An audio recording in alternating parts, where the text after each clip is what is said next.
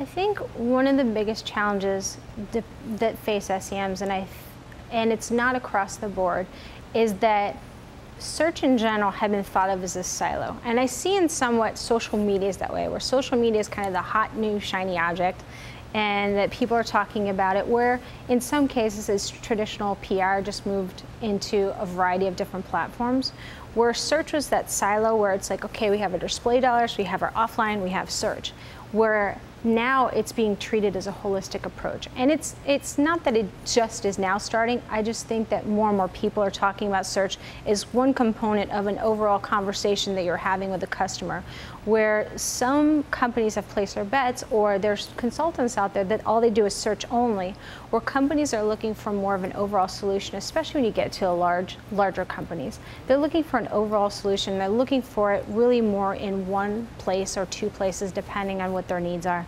And not having 6 or 7 or 8 different agencies. So I think that's a challenge for some folks, just in general, of how they've structured themselves and how they're evolving and how they fit in to those particular places.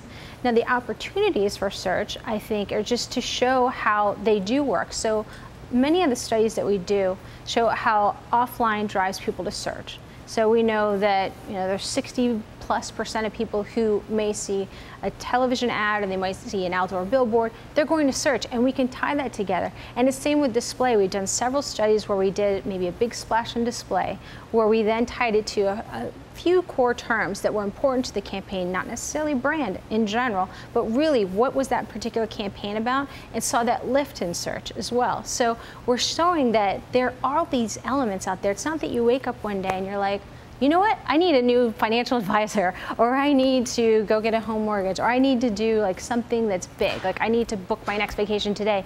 A lot of times it's often triggered by a conversation, by something that you see on television, maybe something you read, or it just comes across your way and you're like, huh, I'd like to do some research on that.